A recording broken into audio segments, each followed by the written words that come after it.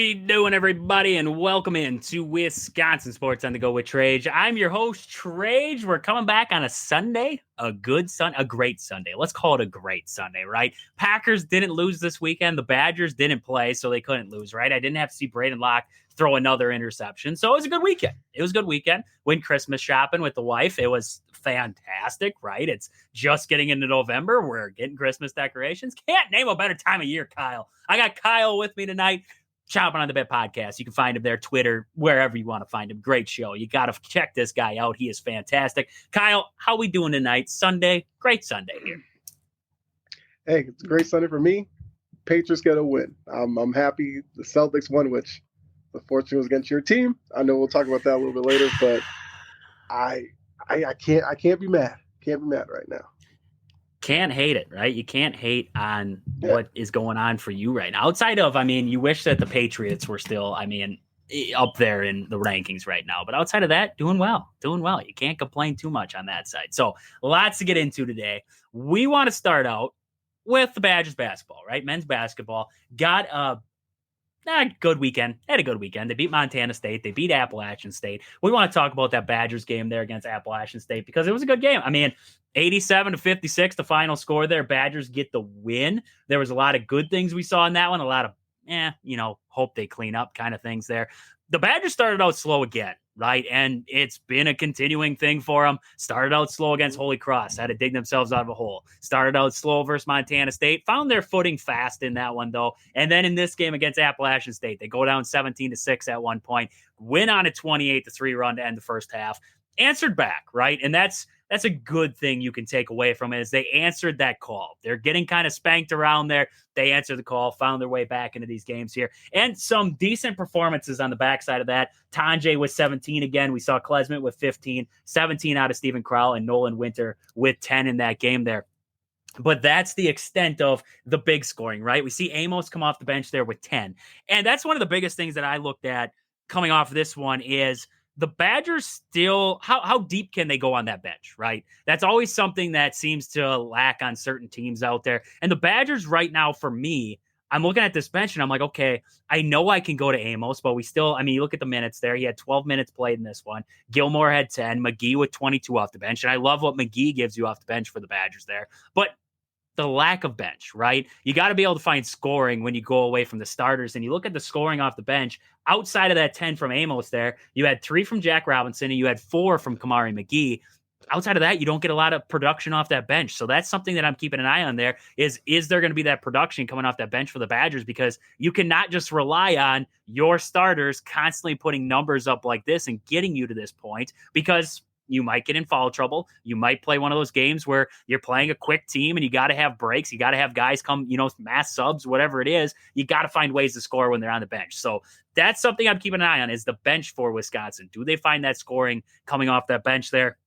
The Badgers offense, they go through waves for me. And when their offense is at its best, it's working inside out. You and me, we were talking about that game against, I think it was Holy Cross leading up into that one. We're like, they don't have size. You got to find a way to get it inside and then work it back outside for threes. The Badgers went away from that early. They're like, oh, let's just start jacking up shots. Let's start jacking up threes. You can't do that. You can't just go into a game with that mindset. The Badgers, they have a decent enough shooting team. They have guys who can knock down shots, but that's not their game. They got to find ways to work it inside out. And that's what we saw again against Appalachian State there. They kind of went away from it early, and then they figured out, we do have an advantage on the inside. Let's work it in there. Let's do that. And when they did, they found their way into this big, 28-3 scoring run here. There was some threes mixed in there, but it was a lot of Stephen Crowell. It was a lot of getting it down to the post, guys driving, cutting, whatever it was, making things work. So you got to love that. They did a great job taking care of the basketball in this one. I thought, turnover battle was big in this one. They found a way to turn Appalachian State over there. McGee, like I mentioned earlier, he continues to be that spark plug off the bench for the Badgers there. He does those little things, right? Defensively does those little things, facilitating the basketball. I talked about his 4 points, not huge, but he finds ways to contribute in other ways, just like Carter Gilmore. I hate the diss on that guy because he finds different ways to contribute each game for this Badger team. So I love seeing that there. Getting to the line, the free throw line, once again, 13 for 16. They've been impressive at the free throw line this season, so you love that there. Outside of that, I talked about the bench there. I think Amos could use a couple more minutes here and there. I think Amos could be a big time scorer for him. I mean, he's got a rhythm from the outside. You see him in this one, 2 for 4 from downtown. He kind of got a rhythm there going on. So you like that. Outside of that, I mean, Kyle, what did you see? I mean, looking at the stats from this one, what did you see from, the Badgers, Appalachian State? What'd you like from Wisconsin in this game, looking at some of them stats? Yeah, so like when you see kind of the breakdown stat-wise, because look, Appalachian State and Wisconsin, they're kind of two different levels, but you want to build good habits. So what did I like? The 14 steals. That shows guys moving their feet, guys helping out, putting offensive players in bad positions, forcing turnovers. Love to see that. That's something that if they can carry that over into Big Ten play, they'll be fine. I love the fact that they had 43 rebounds. They won the rebound battle. Now, once again, it is Appalachian State. We'll see how they do against some of these other schools once they get into the Big Ten schedule. But you win the rebounding battle, you cause turnovers or steals. That means you can get out in transition. You get easy buckets. I love to see stuff like that. Points off turnovers. With the steals, they had 16 points off turnovers. That's 16 easy points. When you get into Big Ten play, those 16 points can do a lot for you. What I don't necessarily like, 8 for 28 from 3, 28%. That's you would love to see that number a little bit higher than that. But, once again, this is something that they're still working with.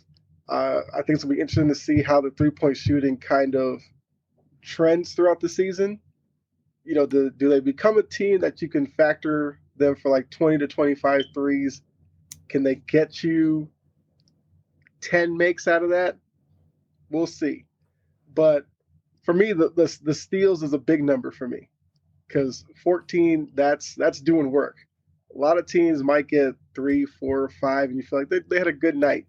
You can get 14. Obviously not going to do that every night, but that shows guys locked in, knowing their assignments, knowing where ball and their man is, and locking in. Like that's good to see early on in this season. So I think all in all, for where Wisconsin is and where App State is, I think the stats look favorable. Like I said, the only glaring thing is the 3-point shooting, but everything else you can kind of work with, because even field goal percentage with that bad 3-point number, they still shot 47% from the field. I'll take that any day. And that's I think Wisconsin's trying to play into the hands of new college basketball, right? Put up as many shots as you possibly can, and 8 for 28 doesn't look that bad at the end of the day because you still had 8, right? And I think that's kind of the way you put up 70 shots in this game. And that just seems like that's going to be the MO for Wisconsin. That's going to be what they try to do. They're going to try and put up as many shots as they can. And you're going to have games where you go 11 for 28 and you're gonna be like, oh, that's good night from the 3-point line. Like, we'll take that because like you said, on the flip side of it, they still shot 47%. Not bad. I mean, it's not a bad night at the office. Now it's going to be when you get into those big games, what's going to happen? Will you rely solely on that outside shot, or are you going to be able to do both? I think in this game against Appalachian State, I saw them do both. And that's something that I was keying in on, what I wanted to see, work the ball around, cutters, whatever it was. Tanjay, I mean, we lost AJ Storr, but we got Tanjay. And I love what I'm seeing out of him so far. He's got the ability, 3-level score, the ability to get to the rim when he gets there to finish, get to the free throw line, knock down those free throws. Those are big. Those are big time. Knocking down free throws will always be big. Wisconsin, I mean, they're built off of, we're going to rebound and we're going to shoot free throws. That's through the years what they were built on. They kind of got away from that. Hopefully this team is kind of gearing back towards that.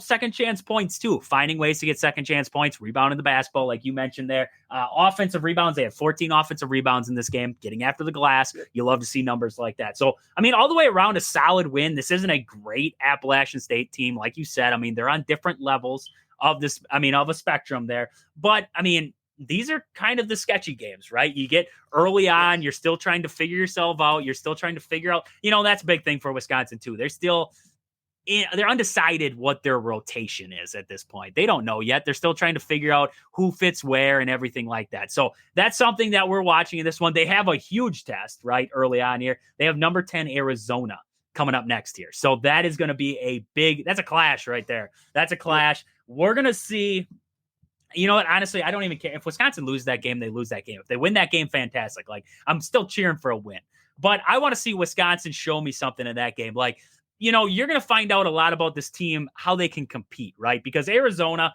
I think they're going to be better than Iowa. I think they're going to be probably better than Illinois. Minnesota, they're probably going to be better than them. I don't know about Ohio State. That's a good team. They have a lot of recruits that came into Ohio State. That's going to be a good team. But like Nebraska, Maryland, I think Arizona's better than those teams right there. So when I look at this game against Arizona, I'm like, okay, I want to see a well put together game by Wisconsin. And if they come on the losing end of it and they lose by like 5-10 points, I walk away a pretty happy man. But if they lose by 30, okay, now we're back to the drawing board of like, what is this team? You know, where are we at right now? You know, program wise, you know, player wise, whatever it is. So this is going to be a big game. You know, it's coming up the 15th. What is the 15th? 5 days from now? Holy catsola. They got a little break here. Is that on Friday? Thursday? Friday. Thursday or Friday? It's Thursday, right? Thursday? I want to say Thursday. I want to say we're right with Thursday. The 15th is Friday. Holy crap. They got a 5 day. You got a break, right? I mean, you just came off these wins here. You got a little bit of a break. Get your fresh legs underneath you. Prepare. Get ready for Arizona. Arizona, I wanted to see who they've faced off with so far here. They're 2-0 right now. They've played Canisius. I don't even know how to say that. They're Canisius. And then I got a tickle in my throat right now. Holy crap. Tried saying Canisius and I got a tickle in my throat. And got Canisius there. And we got Old Dominion. So we haven't really seen Arizona play too much right now. But they still got a good team. Like, I don't know how Caleb Love is still playing college basketball. I got to believe he's in like his 14th season at this point here. But Caleb Love's still there. You got Jaden Bradley. You got some good players down there in Arizona. So that is going to be a huge test for Wisconsin to see where they're at. And I mean, we're going to find out. Like, win or lose, I want to learn something about Wisconsin basketball coming out of that game and how I view them going into the Big Ten schedule or the rest of the way there for them. So should be a good game coming up there. Hopefully a good game coming up there for the Badgers. It's at the Kohl Center. So that helps, right? A little home cooking maybe for the Badgers. You got to love that. That's the good, right, Kyle? That's the good. Let's talk about the Bucks because we got to talk about the bad part about this. So they get a win a couple days ago there. They played the Jazz, got a win. They go play the Knicks. It looks terrible. They look like they suck again. They lose 116-94. This team looks terrible. And then they play the Celtics. And once again, 2 games against the Celtics where they actually looked decent. You know, that first game, they lost 119-108, but that was still a good game. Like, I thought the Bucks were in that game. The second game around against Celtics, they're in this game. They don't look terrible. They're in this game. But I look at this Bucks team and I look at the scoring. I just look at the scoring and I look at Dame. I look at Giannis and I'm like, okay, Giannis gives me 43. Now, Dame didn't have a good day. 14 points, not a great day. Like, this was his lower point of what we've seen so far out of Damian Lillard. But man, oh man, I'm looking at this team and Taurean Prince, Brook Lopez. I mean, Jackson Jr., I'm not expecting the world out of him. Don't get me wrong. I'm not expecting the world out of Jackson Jr. But I look at the bench. Bobby does well off the bench there. Connington, not giving me nothing. AJ Green's knocking down shots. Our backup point guard in Rollins there, he had no points today, 12 minutes. I mean, you don't have a backup point guard who's going to score consistently for you. So, I mean, let's not just talk about the Bucks here. You know, what did you like about this matchup here from your Celtics? And then we'll dive into the Bucks a little bit on the backside of that. Yeah, for me, with the Celtics, it was Tatum struggled from the field, but I think what we've kind of seen from him, especially the last playoffs, even though a lot of people thought something was wrong with him, when his shot isn't going, he gets into doing other things. He had 12 rebounds, which led the team. And one of the things that a lot of people don't know is, like, he's a really good rebounder. You could kind of pencil him in for 8, 9, 10 rebounds a night. He gets 12 tonight. But I think the most important thing with him was he had 15 free throw attempts. And one thing that has been a knock on Tatum for a lot of his career is that he doesn't get to the free throw line necessarily a lot. But with the 15 free throws shows he was being aggressive. He wasn't knocking down shots necessarily, but he took advantage of his free throws, and that's what was encouraging for me. I think the last matchup, for some reason I want to say Jalen Brown didn't play in the last one. I don't think so. I think you're right. I don't think right, and he played in this one. He had only had 14 points, but because I was talking to Brett, who's also a Bucks fan as well. The whole thing with Giannis now makes the third matchup more interesting because he and Jalen Brown got into it. He put his hand up to shake his hand and then did the too slow, which I hadn't seen that in like 15 years. Shout out to Giannis for still doing it. Knowing the kind of person that Jalen Brown is, Jalen Brown has a lot of petty in him, and I love it. So something tells me the third game that those two are going to get involved. And I don't think this is a bad thing in any way. I feel like for a lot of NBA fans, they want to see hatred amongst teams. And one thing we know is that Giannis isn't all about the whole, oh, you play for whoever, we're buddies and all that. No. Giannis is like, I play for the Bucks, you play for whoever, you do you. I'm trying to, rip your guts out here. So this adds another layer to two teams that have had some really good series and all that the past few years where there is like a built-in hatred there. If this is something that grows a little bit more, I think it's good for the league. I feel like this is one of the things that the league needs more of. Mazzulla joked about it a couple of weeks ago, we need more fighting in the league. Now, obviously, you don't necessarily need to see fighting, but I think he's just talking about we need more chippiness. I love it. And I think these two teams, it could get interesting.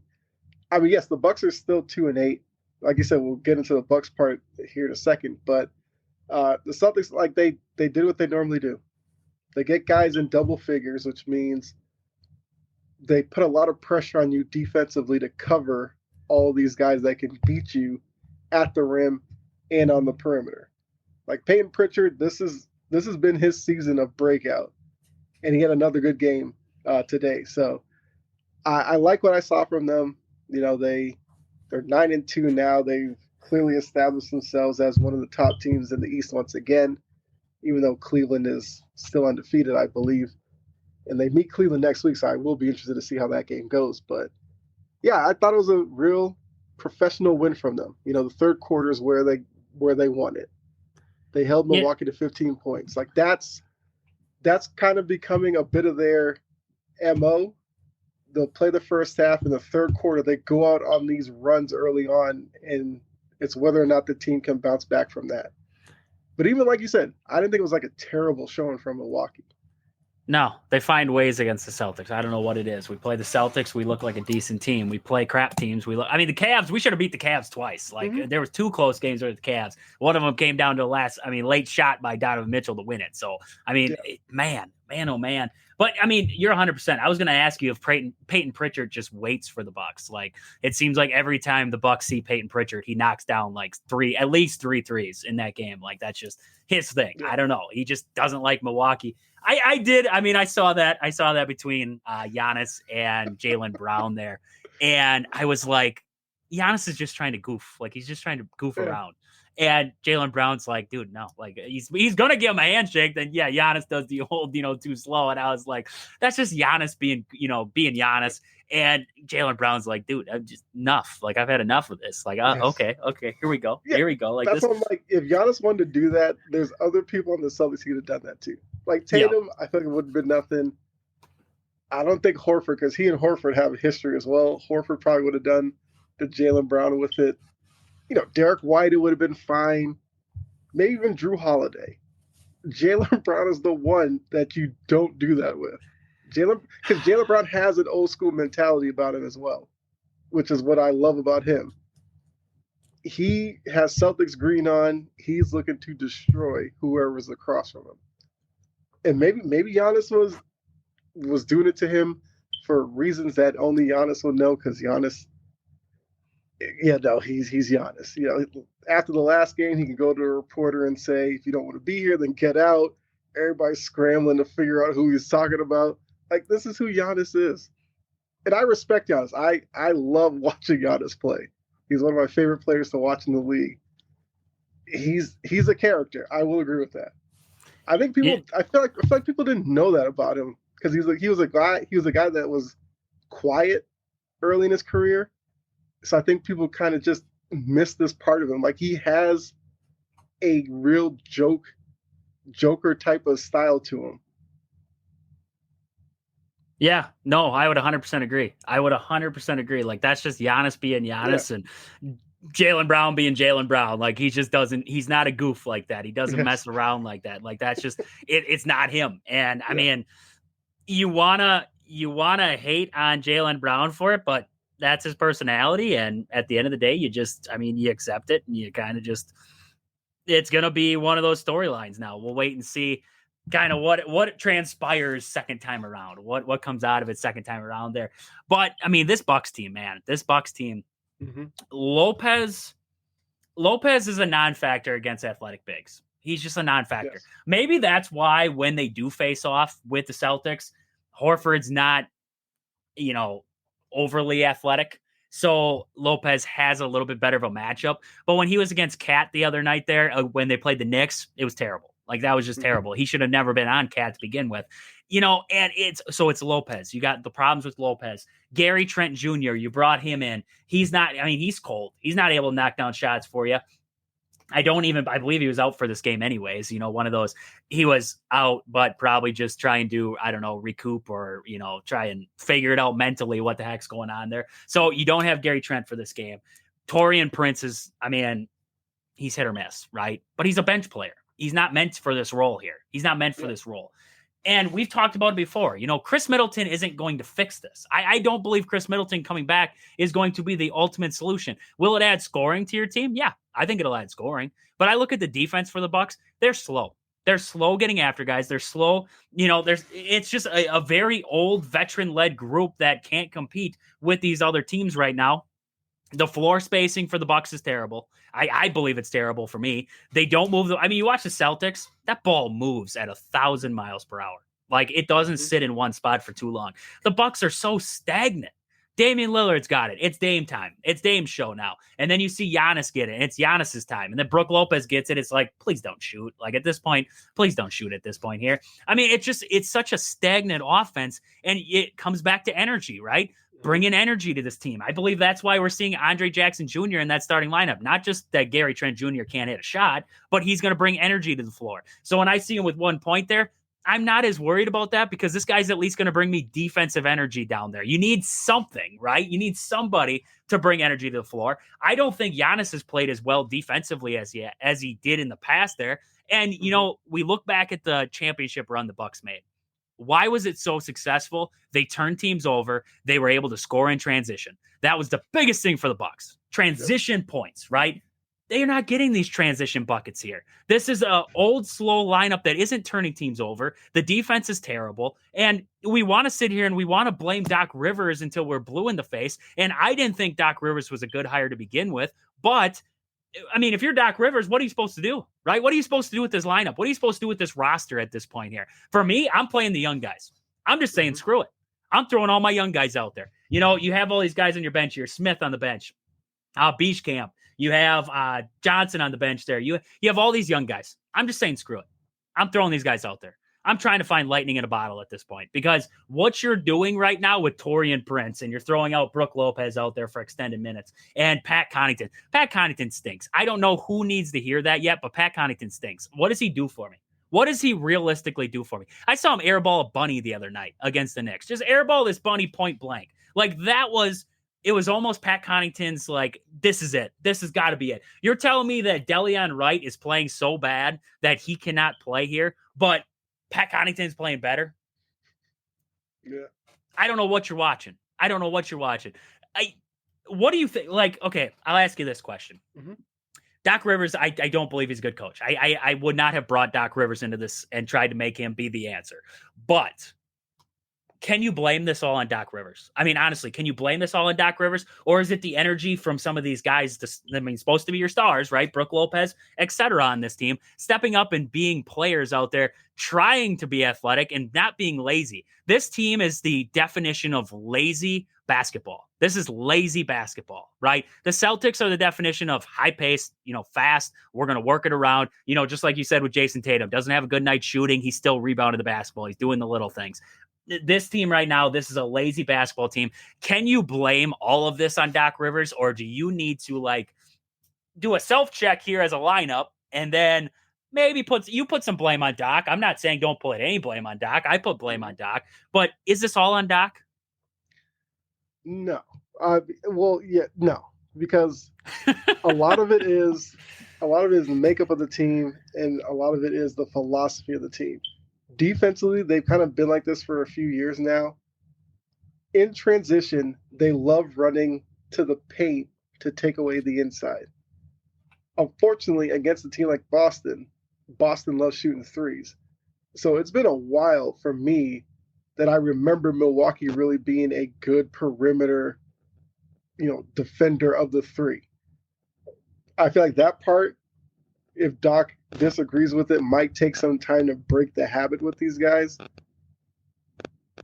But you also have to, give Doc a lot of blame, because I don't understand the Gary Trent and Taurean Prince. Obviously, like I said, Gary Trent didn't play in this one, but the last one, it was like Gary Trent and Prince are getting dedicated minutes. I feel like with those two guys, Doc Rivers needs to change the mindset. You're doing well if one of them is going well, but if they are both struggling, there's no need to run them out there 30 minutes or 25 or something. I agree with you.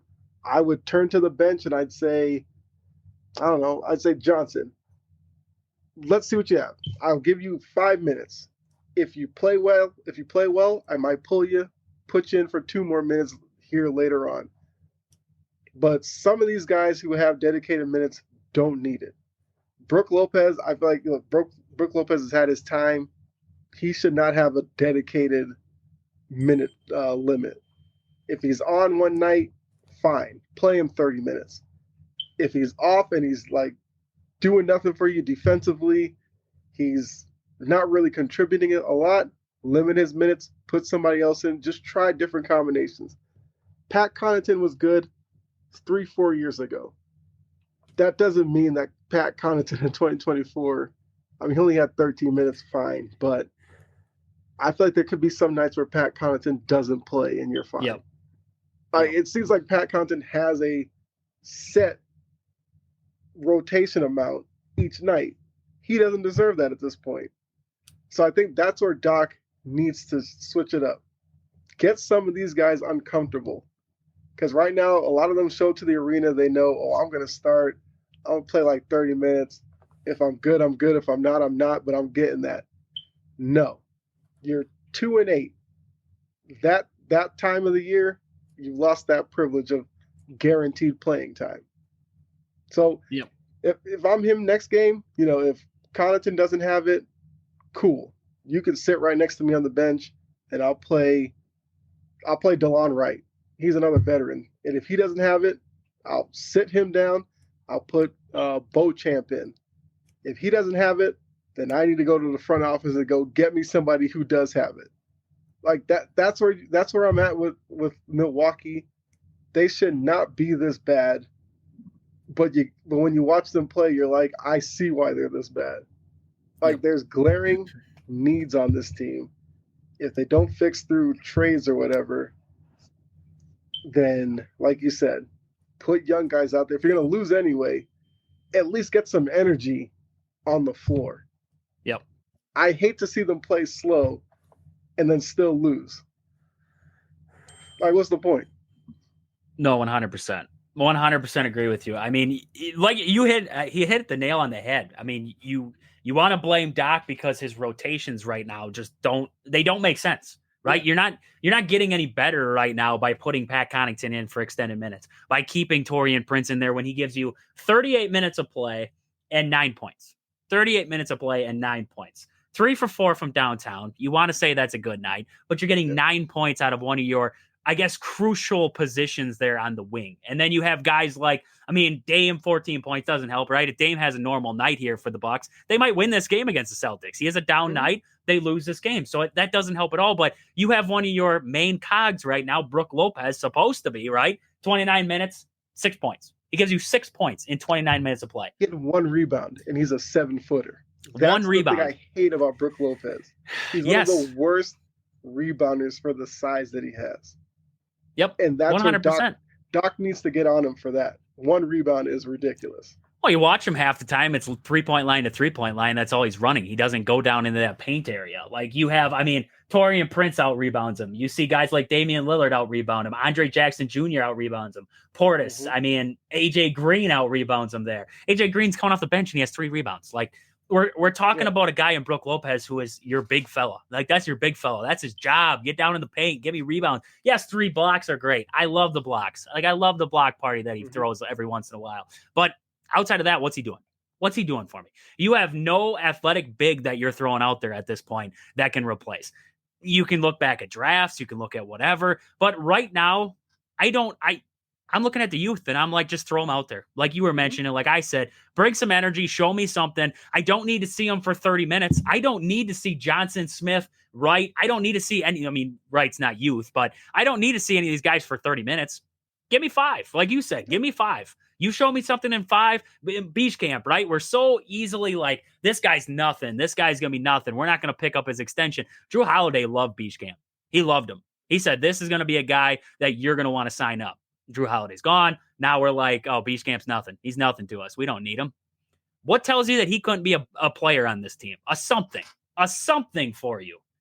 Right now we're not learning anything by throwing Taurean Prince, Brook Lopez, and I like Andre Jackson Jr., but throwing these guys out here, these role players who are starting 30 minutes, we're giving them 30 minutes, and we're not learning jack squat about anything at this point outside of that, something's not working.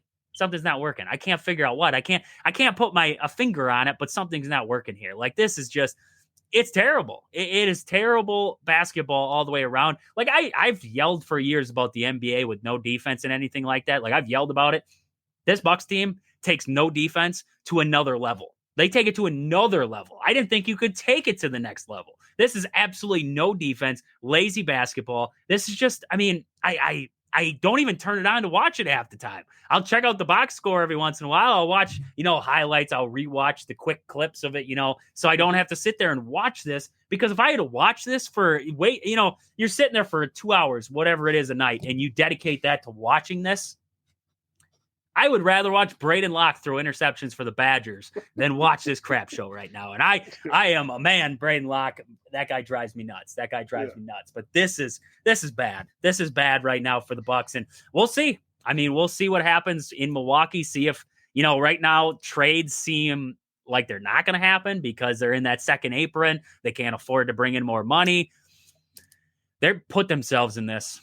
They put themselves in this bind, and it's just how it goes, right? Haslam's now in the ownership group. I don't want to blame Haslam, but he brought in Deshaun Watson to the Browns. He makes some very bad decisions. And from what I heard, I don't know if it's the truth, but what I saw was that Haslam had a little bit to do with Doc Rivers being hired. Horst didn't want Doc Rivers. Haslam and the ownership group wanted Doc Rivers, so they brought him in. So we want to blame Horst for these moves.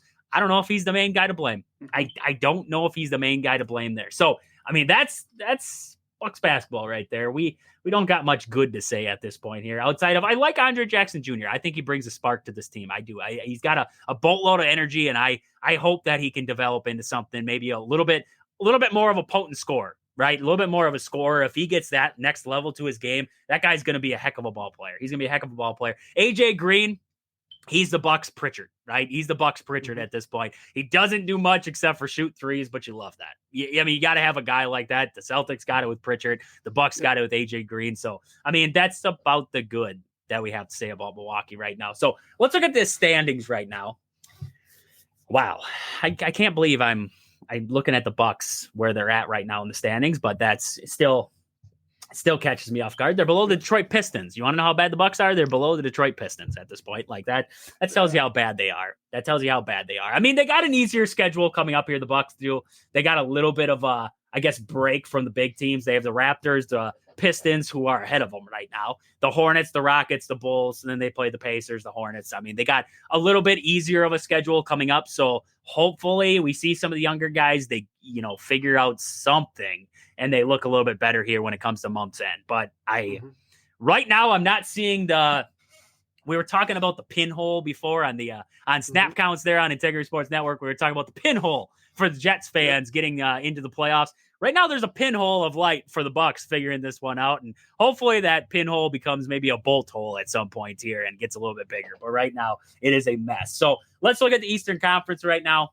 Cavs up top, 11-0. And I think they'll get beat here pretty soon, probably by the Celtics, and then they'll come back down to earth. Celtics at 9-2 right now. We see the Pacers 5-5. There's a lot of struggling records after the top there. Pacers 5-5. Magic, they're 5-6 right now. We see the Knicks at 4-5, Charlotte at 4-5, the Nets 4-6, the Bulls 4-6, 3-5 are the Heat, and then the Pistons at 4-7. And then we see my Bucks down there 2-8 right now. Anything stick out right now, I guess, in the Eastern Conference wise? Cavs up top, Celtics in that too. I think the normal cast of characters 1 through 5, what I expected this season, those teams I expected to be kind of up near the top. The Hornets, a little bit of surprise so far. They might come back down. They have 4 wins, right? It's nothing crazy, nothing to write home about. The Nets have 4 wins too, and then you see the Bulls and the Heat and the Pistons in there too. I mean, out of the those teams there, anything surprising you so far? I mean, look, you talked about the Bucks at the bottom. You got the Sixers, even worse off than them. They're dealing with the Embiid injury, I know. I'm gonna say Brooklyn and 7th. I watched Brooklyn very closely the other night against the Celtics. Brooklyn's going to be a team that's going to give certain teams problems. They play very aggressive defense. They have guys offensively that if you catch them on the right night, they are going to surprise a lot of teams. Like Cam Thomas is a guy who can fill it up. Schroeder is just an annoyance. He can get under a lot of teams' skin. He'll score a little bit. So I think Brooklyn's going to be a team that I'm interested to see going forward how good they are. Like I said, right now they're hanging around at 4-6, and they look like kind of a 500 team at best. But I think they're a team that if they were able to make a move, could be a little bit better. Outside of that, I think the Heat, this is kind of where they live. They live in the play-in. I think Butler went out of their last game with a little bit of an injury. We'll have to see if that's something that lingers all season. Will he be in and out of the lineup? I don't know. But, I mean, the Hornets up at 6th. I don't expect that to last. The Hornets are not a good team. I want them to do well. Like, Charles Lee was on Missoula's staff last year. I know he came from the Bucks as well. He seems like he's going to be a good coach. I just don't like some of the players in Charlotte. Like, they can be fun to watch, but they're one of those teams you'll watch. They'll give you 3 or 4 Sports Center level highlight plays, and then by the 4th quarter, they're down by 15. And you're like, what's it worth? Okay, you got a few moments of excitement to just get blown out. So I think they will start dropping like a stone here. The Pistons have been everybody's hopeful team for 3-4 years because they have so many young guys that are on that team. It seems like they just need the right coach to get them to a better position. And Cade Cunningham's balling right now. Jaden Ivey, after spending last year in the doghouse, is playing well again, that he's kind of in the lineup. So I think Detroit can be interesting. I don't know how much to buy into them because they're still a young team. I guess the last one, the Knicks at 4-5. A lot of people thought the Knicks were going to be, up there in the East fighting for the 1 seed. And they haven't started off well, but, they made 2 big moves in the offseason, so they need some time to gel. But I do think that that's a team worth paying attention to. Because I think if the season continues like this and they start sort of falling short of expectations, I want to see who becomes like a leader on that team. Because Brunson is kind of the unquestioned leader, but you bring in Cat, who's a veteran in this league. You have Bridges. Although Bridges seems like the quiet type. Like if things start going south in New York, who do they turn to get everybody back on board? Like that's kind of one of the questions I have as to whether or not this Knicks team can actually do what a lot of Knicks fans think, and is like make a NBA Finals, contend for a title. I don't know if I'm there with them yet, and this start kind of proves why I'm not necessarily there. But there's still a lot of season left, of course. Yeah, no, 100% agree. And I just got a notification across there. Jalen Brown called Giannis a child.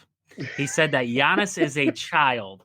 So I can't wait for Celtics and Bucks round 3 because I think they're playing like 2 weeks. Giannis is going to take exception to being called a child by Jalen Brown because, I mean, yes, I know Jalen Brown's got his way, but like, he's messing around. Like, he's just trying to joke around Jalen Brown. Giannis is in a sucky situation with the Bucks right now. He's just trying to poke some fun. Jalen Brown calls him a child. Like, cinema, baby. This is setting up for a good one, round 3. So I can't wait for that one there. Let's look at the West. Let's look at the West real quick here. Suns up top there, 8-1. Been playing well. We see Oklahoma City Thunder, they're 8-1 too. We have the Golden State Warriors, 7-2. Buddy Hield is kind of fitting in like Klay Thompson did before there. I think they got rid of the Splash Bro and they found another guy there. So you gotta love that. Timberwolves 6-3. Denver Nuggets sitting at 6-3 right now. Rockets 6-4. Memphis at 6-4. Clippers 6-4. Lakers 5-4. And then the Dallas Mavericks at 5-4 right now. I'll be honest with you. Versus the East, the West looks pretty like these could be my playoff teams. Like these right here. These top 10 could be my playoff teams. I look at the East and I'm like, we're missing the Sixers. We're missing the Bucks. Like we're missing some of the better teams in there. So, I mean, looking at the West, anything that sticks out to you in there? I mean, look, Golden State is currently beating Oklahoma City. I feel like a lot of people were praying for their demise this year, because they've been so good for so long, and it looked like they were just going to fall off a cliff, and, you know, there'd be questions about should Steph Curry want out, you know, Draymond Green and all this. They have kind of gone through the bad of the past couple of seasons where they didn't look like old Warriors. And now it's like they retooled a bit. They're using some of these young guys on their roster. Question would be, you know, how well do they hold up over the course of 82, moving up in the rotation? But as long as you have Steph Curry, like, you have a legit shot. Wiggins will always be the X factor for that team, because if they can get 75% of the Wiggins from the championship year where they beat Boston in the finals, they'll be fine. If they get the Wiggins from last year, who seemed disconnected, seemed distracted, then this early start could slowly start to fade from them. I mean, like you said, the West has been kind of like everybody's kind of where they belong. Obviously, the Suns being at the top, I don't think I saw that, but they have talent there. I think the Tyus Jones addition gives them a legitimate point guard. That's helped them out. The Grizzlies in 7 are a team I'm watching. Although John Morant got hurt the other night, I think John Morant needs to switch his play style a little bit. He has a little Allen Iverson in him, where he loves going to the paint, challenging these big guys, but he's not the biggest guy himself.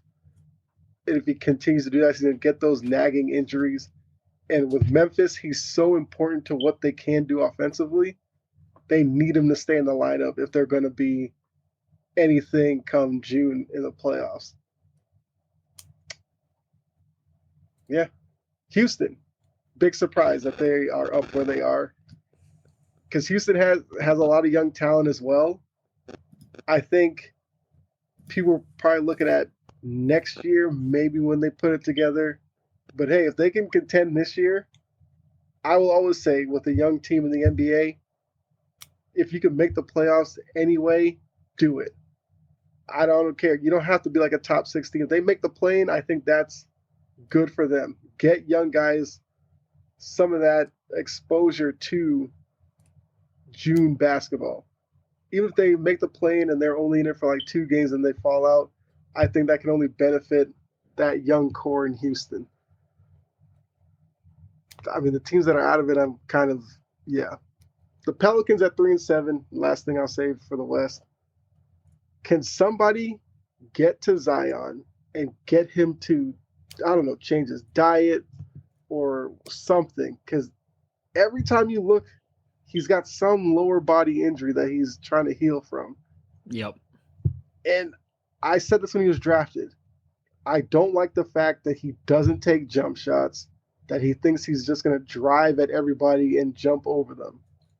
Once you get to the NBA, as athletic as you are, there's 4 or 5 guys on the other team that are just as athletic as you. You need something to set yourself apart. And for him, I said, watch Zach Randolph tape. If Zion could develop the offensive ability of Zach Randolph, if Zach Randolph had Zion's athleticism, Zach Randolph would be an all-time great. Zach Randolph played the game like up in his head. He played angles. He played off of like your body contact, and he reacted well. Whether it was a fadeaway, an up and under, 3-point stance, little shake, get you off balance, and like one dribble up. Stuff like that. If Zion learned that, he'd be so much better. Right now, all Zion wants to do is get to the rim and dunk, and his body is not built for that with the NBA rigors of their season. No, 100%. And I mean, another guy I was thinking of when you were mentioning that was Zach Edey. I mean, you look at him coming into the league, he got away with so much in college, so many fouls in college. Now you look at him, he's averaging basically 3 fouls a game. Like they're not putting up with it in the NBA as they did in college there. And he's not as dominant of a big man in the NBA so far because he doesn't have that 3-level ability. He's got the ability under the basket, but beyond that, what does he have? So that's something. I mean, Zach Edey's in that same boat right now. Can he develop into that next level there? Zion, yeah. I mean, I still remember him at Duke when he blew his shoe out. When he blew that shoe up there. I can't remember if it was that North Carolina game or when it was, but he blew the front open on his shoe. I was like, that is wild. Like I've never seen somebody do that before. So there we go. Lots of interesting NBA stuff. It's early, right? It's early. We can only speculate on what's going to happen, right? The Bucks still suck. So, I mean, that's where we're at right now. The Bucks are still sucking at this point here. So let's look at the Badgers volleyball real quick. I just wanted to mention here, Wisconsin women's volleyball. I mean, yeah, women's volleyball, right? I don't know if there actually is a men's volleyball in college, but Wisconsin volleyball gets the huge upset win over the weekend against Penn State. Wow, a sweep. It was I mean, I turned it on. My sister, she loves Wisconsin volleyball. She says Wisconsin's a volleyball school. A lot of other people say that too, but I mean, she's always so bullish on Kelly Sheffield and what he does with this Badger team. But they took care of Penn State at home, won the first set 25-23, won the second set 25-12, and then they won the third set 25-13. This is I believe they were number 3, Penn State, when they were coming to town. That's an impressive sweep right there by the Badgers. So we just wanted to mention that. That is a great win, right? As a fantastic win. Like doesn't get much better than that for Wisconsin volleyball. So we just wanted to mention that real quick here. But I want to look at college football. Let's look at the college football landscape from this last weekend because there was some, games that we kind of expected, and then there was some upsets mixed in there. It was a wild weekend in college football. And hey, anybody out there in watching the show here, if you want to comment in, what was your big game of the weekend or anything you want to talk about, make sure you're commenting in. Also, if you see the text in line there, you can text the show. So make sure if you don't want to comment in, you can text the show. You can let us know what you're thinking out there. So we'd love to hear from you out there. But what a weekend in college football. We saw Oregon completely demolish Maryland. Maryland played better than what I thought they were going to in that game. They held it close right away. Oregon kind of just pulled away late. Ohio State completely just rolls Purdue. Like, I feel bad for Purdue. Gus Johnson even felt bad for Purdue. I know they had, I believe it was like a turnover or something like that, and the guy's taking it back to the end zone, and like his call was not a Gus Johnson call. Like, it was like, and Purdue gives up another touchdown, and yeah, that's the seat. Like, it was just like not a Gus Johnson call. But here's the big ones, right? Here's our big games. Ole Miss knocks off Georgia. And Ole Miss backs were against the wall, right? I mean, they were sitting at 2 losses, 1 more loss, they're out. Like, they're out of the college football playoff picture. They go and they handled business versus Kirby Smart. They made Carson Beck look like he was nothing at quarterback. They controlled this game. They controlled this game from the first half on. If you're an Ole Miss fan, you love that. 28-10 was the final. Jackson Dart plays well for Ole Miss in this one. 13 for 22, 199 yards, 1 touchdown. You love that there. I mean, Georgia now with 2 losses. These are 2 teams now in the SEC, 2 losses, backs against the wall. They're 1 loss away from most likely missing the big dance. Any thoughts coming out of that one? Yeah, I think with that one, like you said, for Ole Miss, this is a last kind of ditch opportunity for them to kind of show the committee that they could be a playoff team. Because, look, this is 10, 11 weeks into the season, not that much regular season college football left. This is the type of performance that leaves a lasting impression on the committee. So I kind of think, unless they, drop some shocker here, I think this is the game that we'll look back and say that's what got Ole Miss into the playoff. I think it's also Georgia has been begging for a few losses this year and have gotten away against some teams. Against Ole Miss, they couldn't do it. I think Carson Beck has been trending downward for several weeks now. I think it's a little troubling because before the season, Beck was seen as one of those quarterbacks that if you were like quarterback needing in the NFL, Carson Beck was supposed to be one of those guys you should look at. I've seen him a few times. I wouldn't buy into that guy. Like, if you get him middle rounds, I don't care. But he doesn't look like a first-round pick. He doesn't look like somebody I would necessarily go in the second round for. After that, sure. But, yeah, I thought it was a great win for Ole Miss. I think for Ole Miss, the past couple of years, they've had some pretty talented teams. I think the results just haven't been there. This is a big win for that program.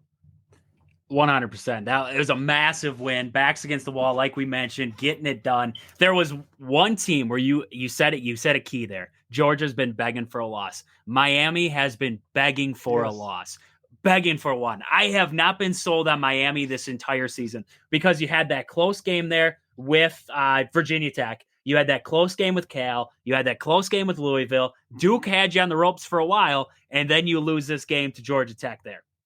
I mean, they were asking for it. Like you said, they were asking for this kind of game here, this kind of loss, because they seem to, a lot of these games, right? They're in them, they're not pulling away, they're in them, and then late game, they find a way to score, right? Cam Ward leads them down the field and they score. Different story here against Georgia Tech. Georgia Tech had the answer every single time. Cam Ward would lead Miami down the field, they'd score. It was a 5-point game, whatever it was. Georgia Tech goes down, they answer them right back. Like, this was the definition of good coach, good. I mean, all the way around football by Georgia Tech, and I love to see that. So, any thoughts on that Georgia Tech game there? Yeah, I completely agree with you. Miami has been playing, I guess, on the line here between wins and loss. There's just certain points where Miami just looked like they were just going through the motions, and I think Georgia Tech has kind of shown this year that if you make mistakes or you take them lightly, they'll make more of a game of it than you maybe want. It's just that this one they were able to pull it off.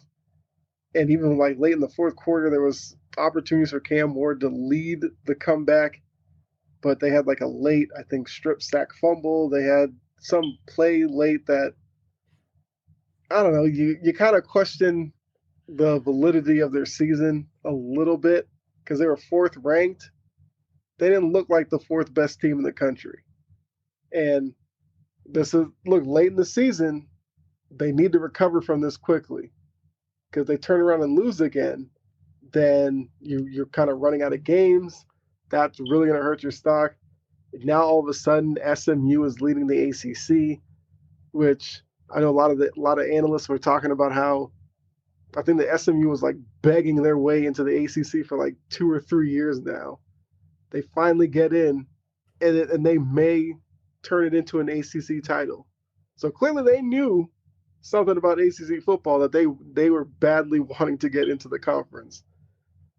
So look, we'll see if Miami bounces back. Cam Ward was a Heisman hopeful. I mean, I don't know what a game like that necessarily does to his candidacy, but he still threw for like 348 with 3 touchdowns. That's good.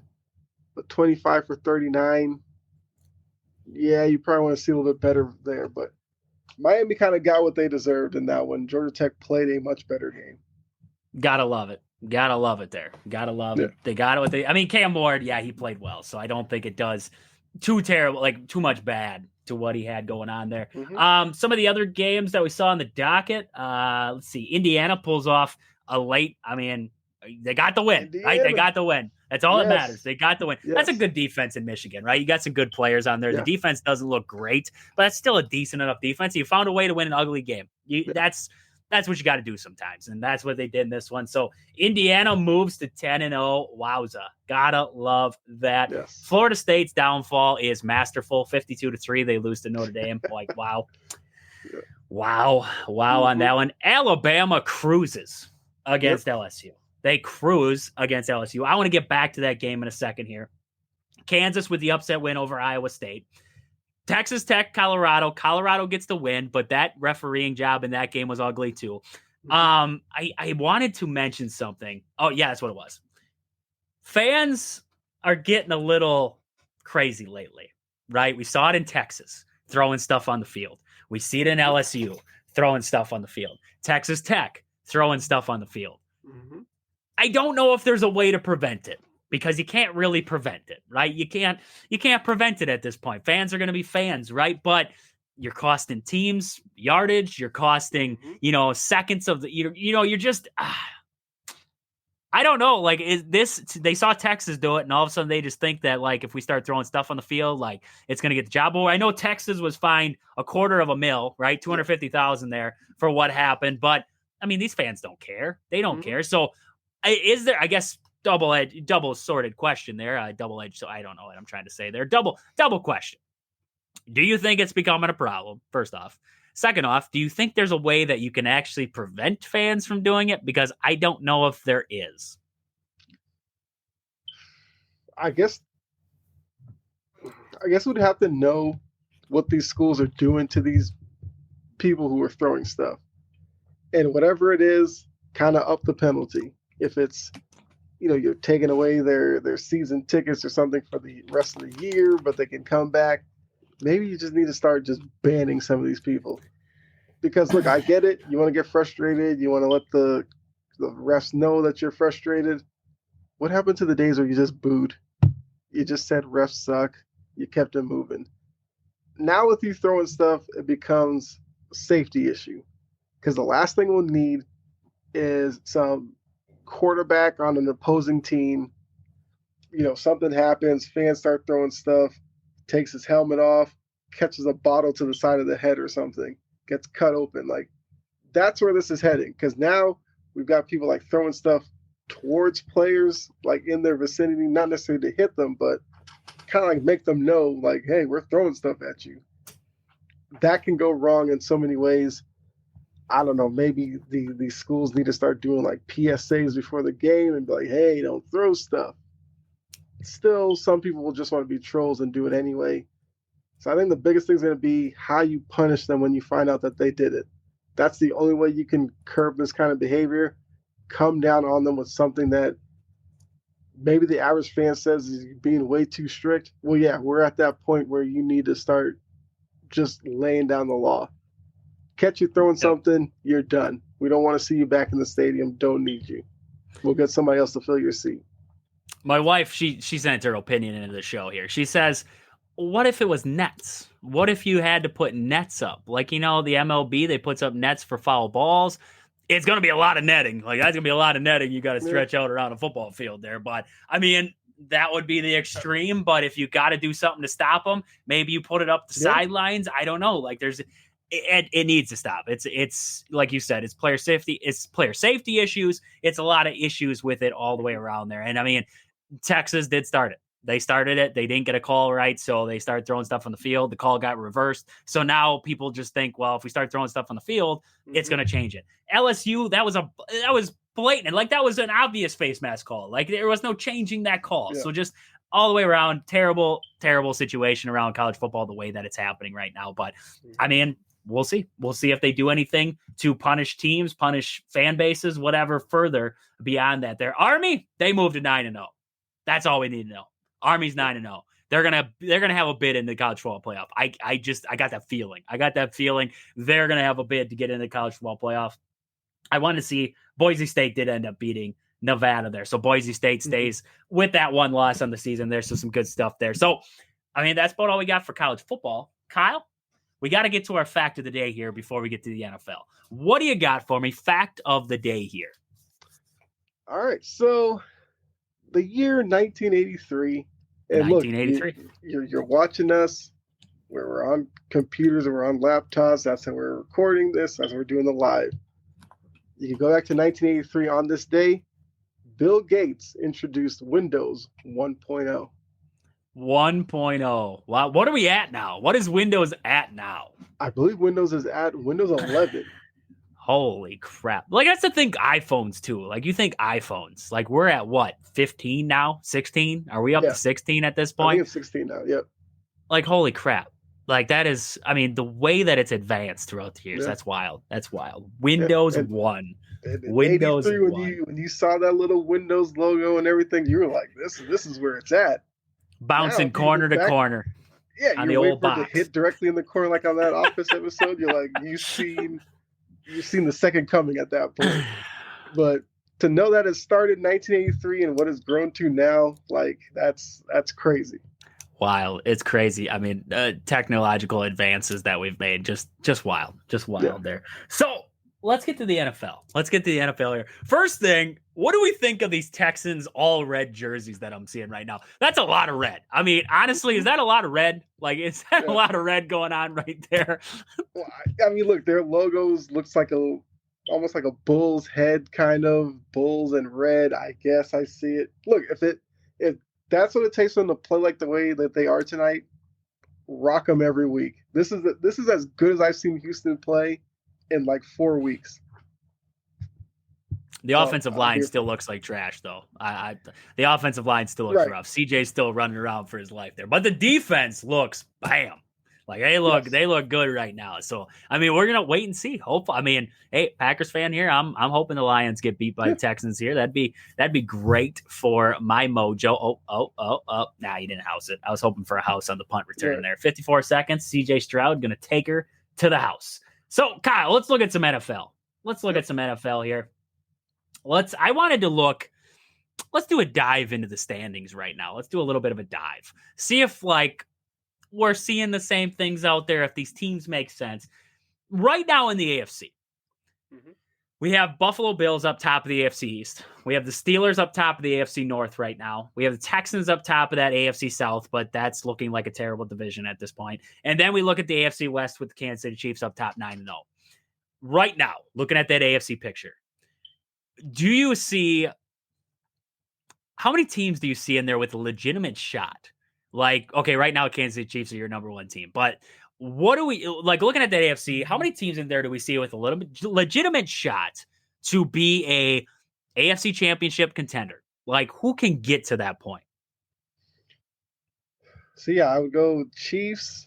I think Russell Wilson led Steelers. I think the Steelers are legit. I've seen enough from them the past couple of weeks that I think that they are one of those teams. Russell Wilson's done this, been down this road in the playoffs. The playoffs won't be too big for him. Pittsburgh is a place that if you have to go to, can be tough to win in January, so I like them.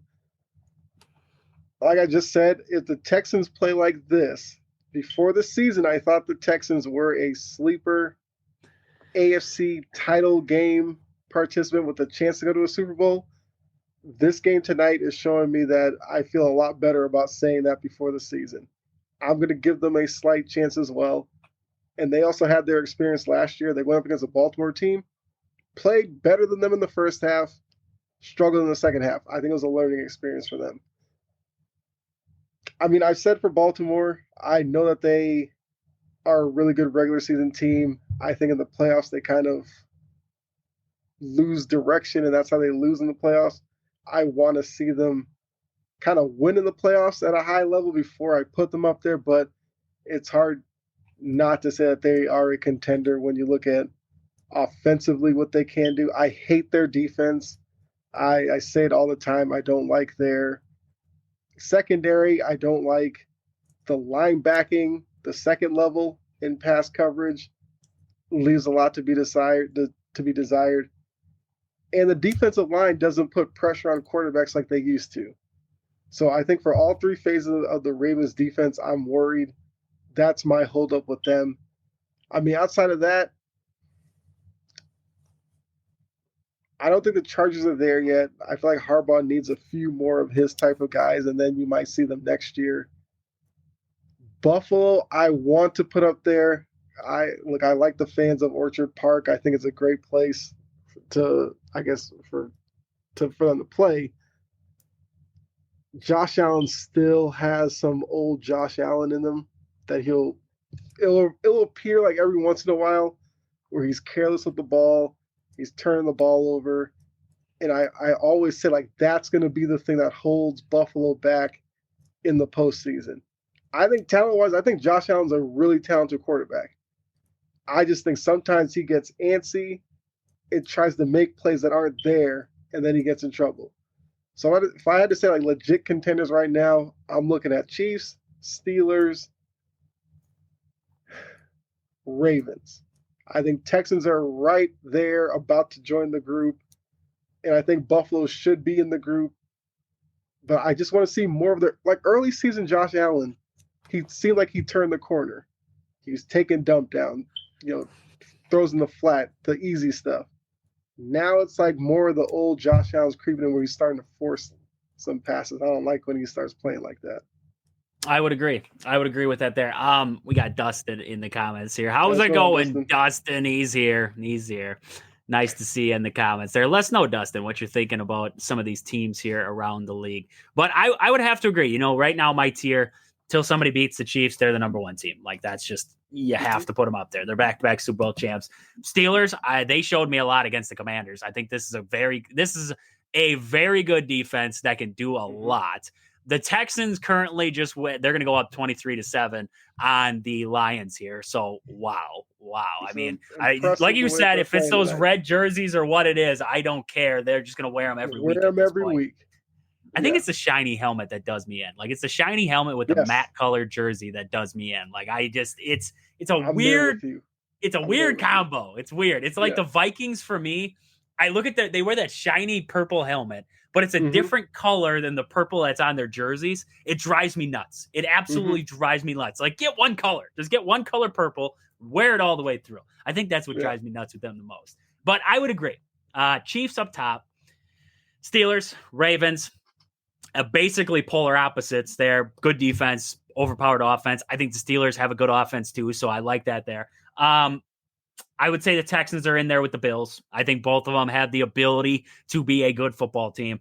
Outside of that, I mean, the Bengals could be a sneaky team, but that's about it. Chargers could be a sneaky team, but that's about it. Broncos took the Chiefs to the bare bone, but couldn't figure it out late in the game. Blocked field goal. Some guys are going to get fired off that team there, but that's okay. Like they deserve to. That was terrible blocking on their part. So, the AFC, there's probably three legitimate AFC championship contenders. And then there's two teams in there who could be dark horses. And then the rest are, they're there. They're there at this point there. So, that's where we're kind of at. Dustin kind of gave us his entire tier. So, Dustin, I'm going to wait for your comment there because we'll do all the way around. But he gave us his whole like AFC and NFC put together. Okay. NFC wise. NFC, what are you seeing right now? NFC championship contenders. Like who in this NFC picture right now are those? We could see these teams in an NFC championship game squaring off against each other or whoever. So I feel like where I'm at with the NFC, I feel like it's Lions, despite how they look tonight. I think the Lions are still there. I think the Packers, I'm a big Jordan Love guy. I was all about Jordan Love a couple of years ago. I wanted them to do the Peyton Manning, kick Aaron Rodgers out the back door, start Jordan Love. I was all for it. I think after that, it gets real muddy because I think the Eagles on paper are that team. I just worry about the Eagles on the field, whether or not they actually believe in that and will play up to that. It seems like they've turned the corner, so I'm willing to put them up there with a bit of hesitation. After that, it's just a fun party at that point. Like the Commanders are young, shouldn't be here, but they are here. Yep. I'm intrigued by them.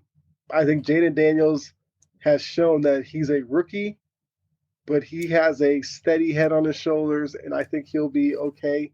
I think they're a playoff team. I don't think they're contenders yet. But if you're a Commanders fan, this year should make you excited for next year, the year to come. Minnesota, I think Darnold is starting to regress, and it's whether or not they can bounce back and he can bounce back. If he's going into the playoffs throwing 2 and 3 interceptions in the red zone, they're cooked. Like he's got to get rid of that now while he still has time to fix it. I think they're the level below. I think the Falcons are kind of what they are. They're a team that's going to be fun one week, head scratching the next.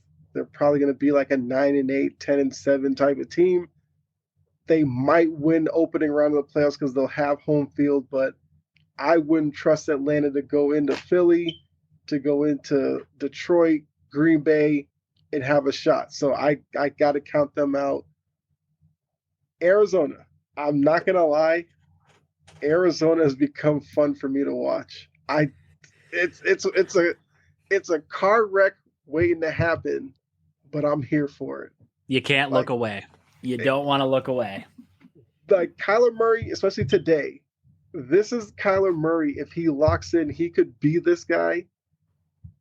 And this might be going way off a limb here, but if he were consistently like today, Kyler Murray could be like a future MVP level type of player. Problem is, he'll play like this today, and then next week he'll throw 3 picks. The offense will look disjointed, and then you're back at square one with them. But they're a fun team. You know, McBride at the tight end position might be the most underrated tight end in the league. Like, he makes plays. Kyler Murray likes throwing him the ball. But a lot of the attention is on Marvin Harrison Jr. And defensively, I feel like they've played well this year. It's just Kyler Murray's consistency is what is keeping me from putting them up at that tier. So I think the NFC is legitimately Lions and Packers as top tier. Everybody else is second tier, third tier in the NFC for me. And the Niners, I'm not counting them out yet either. Brock Purdy's looked good. It's just that can he have enough pieces around him actually healthy for him to actually throw the ball to? But if you get all those guys back and they're good to go, obviously Ayuk's out for the year. I'm not going to count out the Niners because I think Brock Purdy is that guy. I think you have to give him his respect. If you doubted him before this season, I feel like what he's done this year, you got to give him all the props in the world. Get him his weapons back, right? He's got nothing really to work with for a while there, so that did not help at all. But I mean, I agree. You know, the Lions, they're the clear cut best team in the NFC. The Packers, if they can get out of their own way. I mean, we mention it all the time. You get drops, you have pre-snap penalties. Get out of your own way, and you beat the Lions in that game the other day. Like, that is just, I mean, plain and simple. Like, you win that game. So, I mean, Packers, Lions, those two are my 2 best teams. The Commanders, for me, are the Packers of last year. That's just where I'm at with them. They're good. They have a good young quarterback. They have a good young team. Things are flowing. Like, I love it. I love watching them. Like, that is an electric team to watch. I just think they're a year away. I honestly think they're a year away. So I love what I'm seeing out of the Commanders. I put them up there in like a tier 2. And then I see teams in that tier 2, like the Eagles. I am not putting the Eagles above the Packers. I haven't seen enough out of the Eagles at this point. I haven't seen enough out of them at this point to clearly say that. And I think if it comes down to coaching, Sirianni is not a great coach. So I'm not taking Sirianni over Matt LaFleur. So I don't like the Eagles above the Packers. So I'd put them in that tier 2 with the Commanders there. I think that's fitting because both of them NFC East and they're going to square off next week. That should be a very good matchup there. The Vikings are right with them. The Vikings are in there.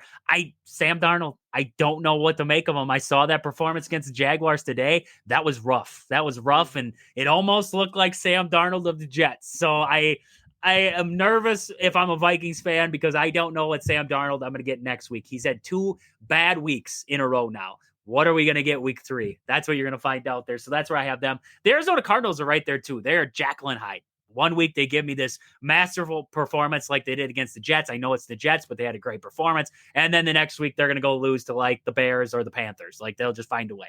I don't know what it is.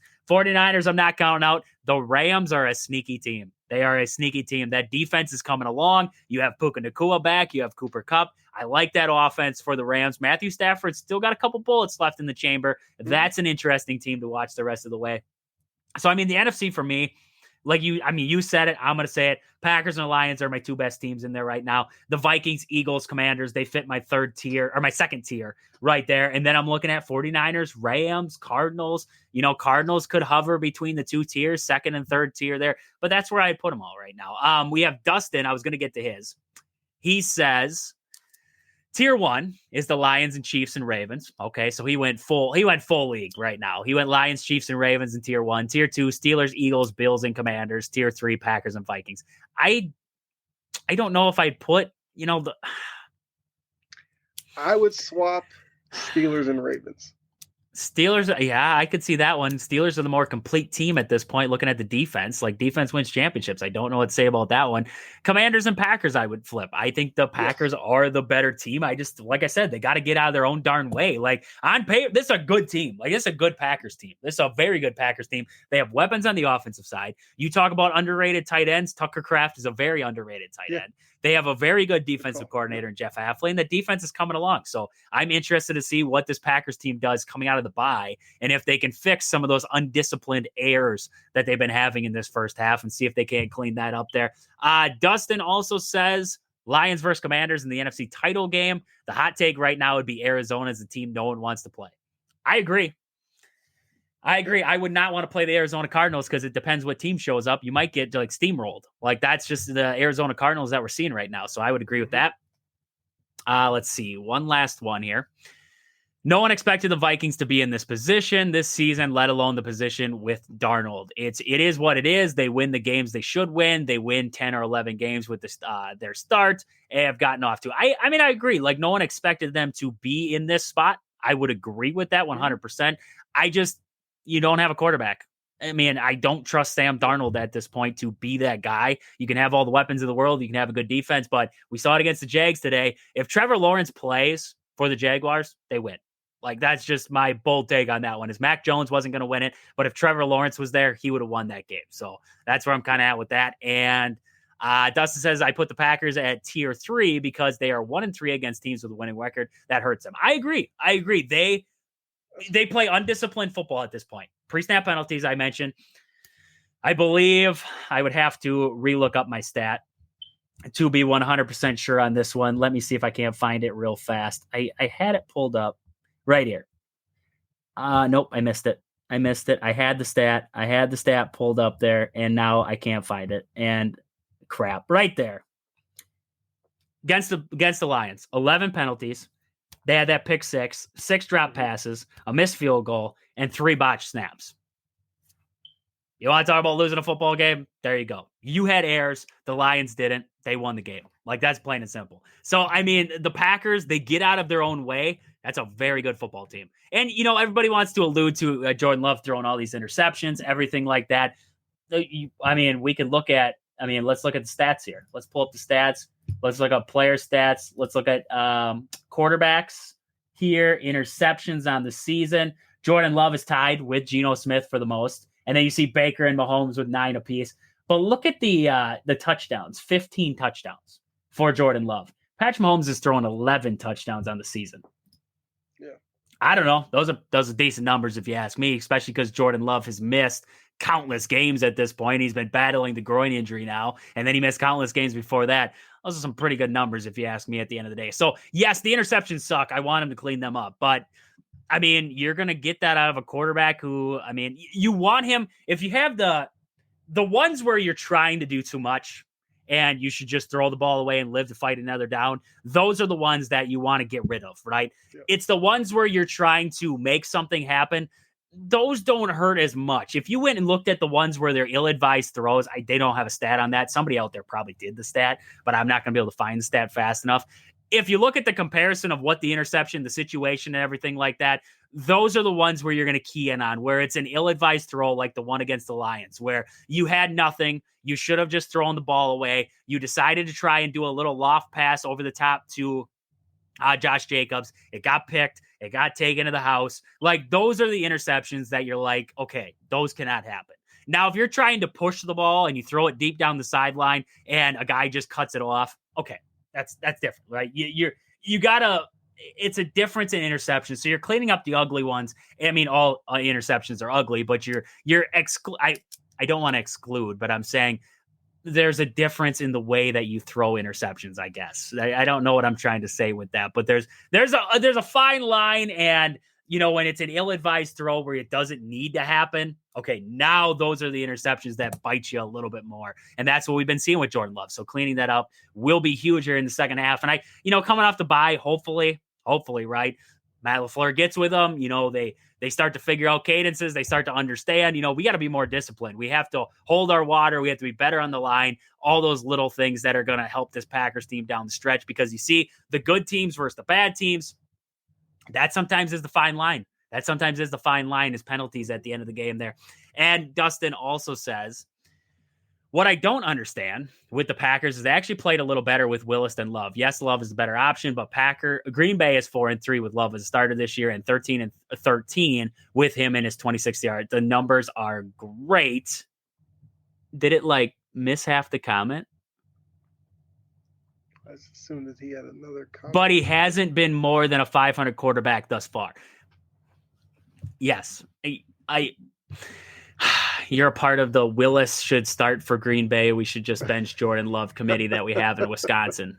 They meet every Wednesday, just so you know. Yes, Willis. What Gutekunst did getting Willis and bringing him in as a backup quarterback, fantastic. That was a fantastic move. It might be one of the most underrated, trades that a team has made, is bringing in Willis into Green Bay because he won football games. But if I'm taking the Packers and I'm playing the Lions, who gives me the better shot to win?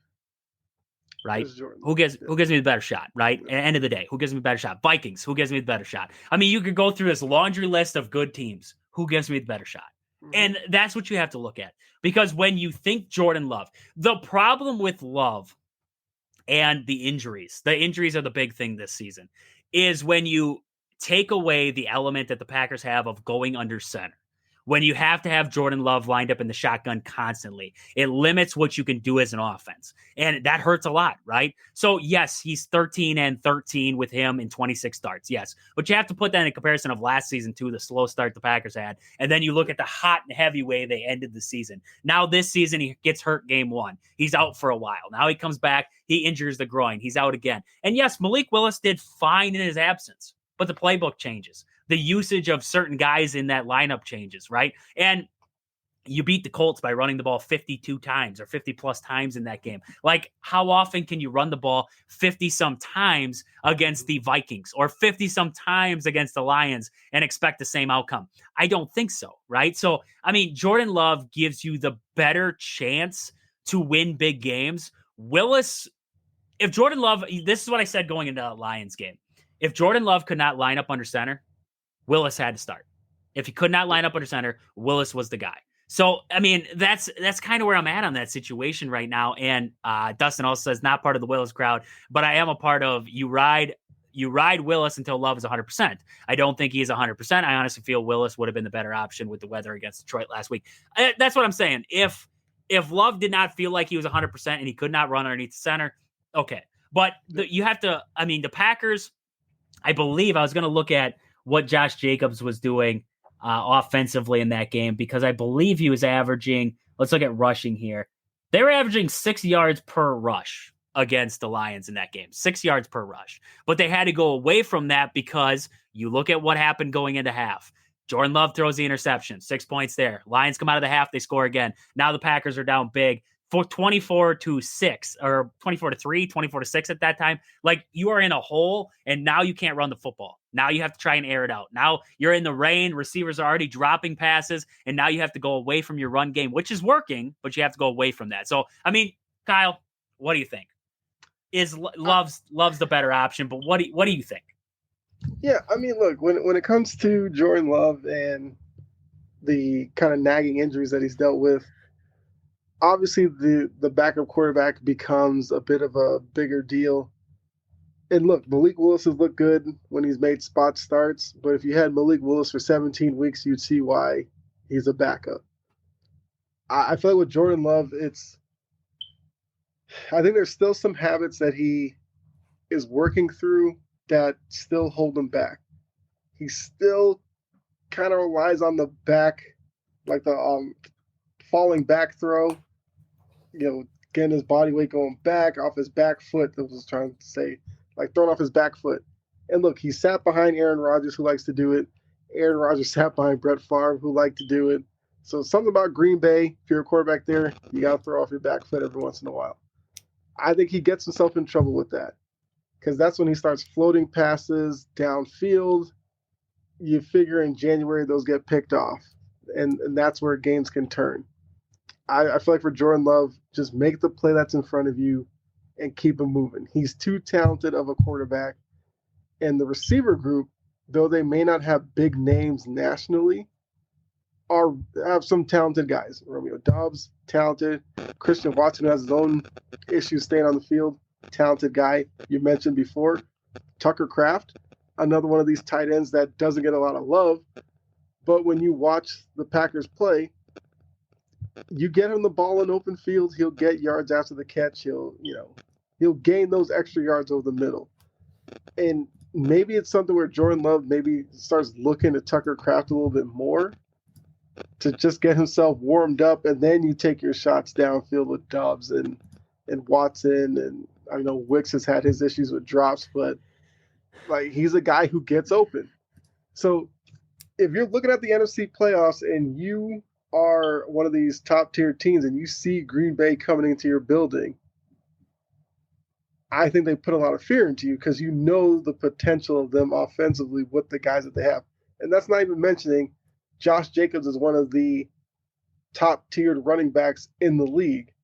So the talent is all there. It's, can they put it all together for a month stretch in January and make an NFC title game, give themselves an opportunity at a Super Bowl? I think they have the talent to do it. It's whether or not Jordan Love limits his turnovers or, just the bad play. He's got to eliminate the back foot throw. I know you have the arm to do it, but I think he relies on it a little bit too much, because he knows he has a good arm. But, 100%. But the stat about 1-3 against winning teams, I mean, that kind of is what it is. But we saw him and that team winning the playoffs last year. So they can play against good teams. They can hang with them. And the NFC is so unpredictable that it might just be matchup based as to which team gets through it all, because there's a lot of unpredictability. As good as the Eagles are at 7-2, they've looked horrible at times this season. So you can't really count on them being great every week. The Falcons aren't great every week. The Cardinals aren't great every week. The Niners are barely healthy every week. So there's just so many unknowns with the NFC that it may just come down to quarterback play and quarterback play alone. And if I'm lining up the NFC quarterbacks, I'm taking Jordan Love before a lot of these other guys. And I think if that's in your favor, you got a shot. Yep. No, I agree 100%. And you alluded to the guy, Dontavian Wicks. He has a 75.4% when it comes to separation rate. That is unreal. That is a guy who gets open all the time. But then you look at his PFF grade for drops, 7th to worst, 27. He's got a grade of 27. That's all you got to say. this guy gets open, but he can't catch the ball. So if you figure out Dontavian Wicks and the mental, that's a big thing problem. too. Yes, that is a big thing too. Is we talk about the confidence, we talk about this team coming off the bye week, the mental thing, right? Pre-snap penalties, not dropping passes, because you look at the Lions in that game, it was raining, but they didn't have a problem dropping passes. It's confidence. It's confidence in your ability. It's, concentration. It's all those little things that lead to those. Dontavian Wicks is big for that right now. If he becomes a big player, if he finds a way to start catching the football, this Packers team becomes deadly. Like, that is just plain and simple how it is. And Dustin, don't think we forgot about you there. He says, if had Love slipped on the field last week, there's a good chance the season could have been over. That was too big of a risk, if you ask me. You play it. You had a game against the Lions. You wanted to make a statement. You wanted to win that game. Jordan Love said he was ready to go. You do what you got to do.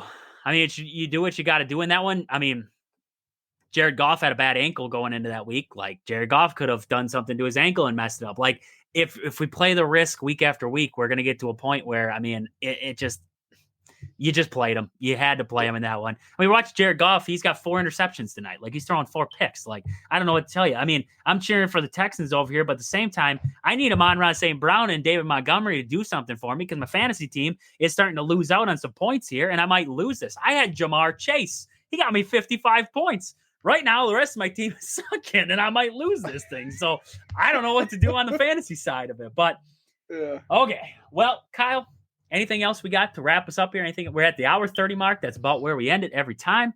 Anything else you got to wrap us up here? No, I mean, I always enjoy, coming on the show and talking with you. All I'll say is, look, Drake May's that guy. I've seen enough. Guy. I liked him when they drafted him. I know North Carolina, he was a little up and down, but he's got toughness. He's making throws that Mac Jones wasn't making, Jacoby Brissett wasn't making. I'm all in on Drake May, and I'm so happy that they took him. Now it's about building around him, because once you saw the quarterback position, half your rebuild is kind of set. Now it's the wide receiver group, upgraded a little bit, and I think they'll be fine. Kyle's happy. He's happy right now. Drake May is going to pan out for him. He loves it. Great stuff there. Great stuff. Always great having Kyle on the show. We got some great NBA talk tonight. It was fantastic. You can find him. He talks NBA. He talks everything sporting-wise over there at Chomping on the Bit podcast there. Find him YouTube, anywhere you get podcasts, Spotify, Apple Podcasts, wherever you get podcasts. You can find him out there. You can find him all over. Integrity Sports Network. He's there all the time. Make sure you give Integrity Sports Network there a follow. You can hear him talking about the NBA, NFL, MLB. When he gets on, we're on the Sports Banter Show on Thursday, so you can listen to us there. We talk about all that stuff there. So for Kyle and myself, this has been Wisconsin Sports on the Go with Trage. Thank you guys for tuning in tonight. We hope to catch you back here on Wednesday. But until we talk to you guys again then, see ya.